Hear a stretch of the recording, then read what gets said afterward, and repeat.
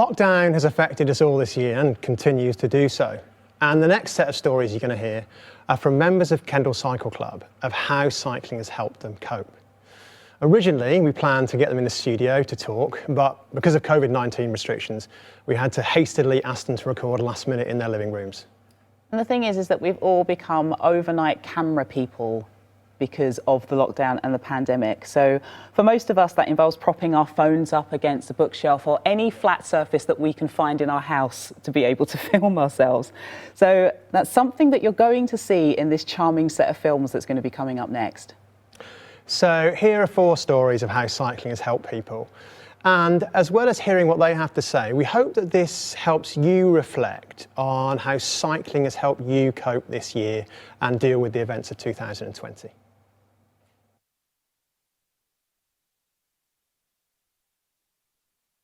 When the first lockdown started, I made the decision not to ride outside, and that's when Zwift really came into its own and the friends that I've made all over the world.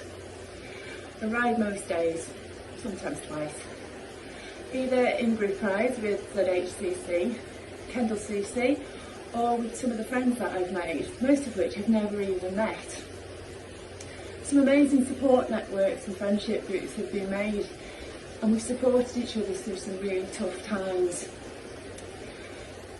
At times, riding on Zwifts felt like the only normal thing that I do, because these people I'm used to just seeing as avatars, and I'm used to just talking to them by text or on the Discord channel. This year I've ridden 100 miles with ZHCC, I've done the Rafa 100, and the group of us have already started discussing doing the Rafa 500, which will support each other through. So all time on Zwift, I've ridden 12,264.4 miles, which apparently took me 29 days and 12 hours. And so far this year, I've ridden 7,230 miles, with less than 1,000 of that done outside. I maybe should have started this by saying, hello, my name's Linda, and I'm addicted to Zwift. Hello, my name's Liz and I live in Kendal. Cycling's been a lifeline for me in 2020. I love it for the exercise, being outside, getting up high without my knees suffering too much, the role it gives me supporting other riders, but mainly for the friendships we make.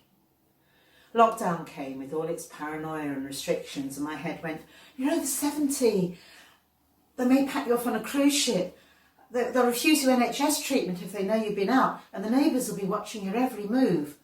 So wear lots of makeup so you look younger and don't post on Strava. But you're directed to exercise. You won't get lost, you won't fall off, you won't get stuck, unable to mend a puncture. Get out in that lovely sunshine. So I did, and I met people to chat to, avoided hills on deserted main roads, braved it further to some beautiful places, and found that people in quieter areas were pleased to have someone to speak to too. Cycle helps to manage that fear. The fear of the unknown. Would I get ill? Would my family get ill? Would my friends get ill? And would I be able to race my bike this year? So cycling creates opportunities. Opportunities to explore trails from the doorstep, roads from the doorstep, see wildlife, like deer skipping through the streets of Ambleside, bouncing around the roundabout on the A590.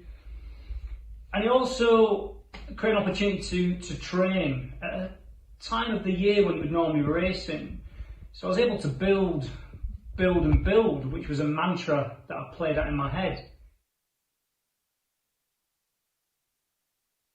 Between November 2017 and August 2019, my world fell apart. I lost my mother, my partner, and my father. My partner died in a climbing accident that I witnessed. Through those dark days, my bike was my saviour. When my father finally passed away, I rode from Inverness to Clapham in North Yorkshire. I did not know how else to cope. As lockdown restrictions eased slightly, I decided to have a proper go at mountain biking. It was hard. I was scared. I thought something terrible was going to happen to me if I rode over a rock. It's difficult not to imagine the worst case scenario when you've already seen it happen. But then I met someone whose kindness and positivity helped me see that it would be okay, that my bike would roll over that rock, and that nothing terrible was going to happen to me. It was like flicking a switch in my head, and I was able to see the person that I used to be before pain and grief crushed me. The more I rode, the better I got. I had some proper coaching and kept plugging away. There were ups and downs, good days and bad, but riding my mountain bike was fun, and fun wasn't something I had experienced in a very long time. The more I rode, the more confident I became on all my bikes. If someone tells you often enough that you can, eventually you believe them. And I could, and I can. But that confidence also began to spill into real life. I began to feel happiness. The walls that I had surrounded myself with began to come down. I do not know how many days, weeks, months, years passed under the weight of grief. But suddenly the fog was clearing. Through bike riding and friendship, I had found my way through. As I rode my new cross bike on a dark, muddy night, I reflected on how far I had come. I am a different person now.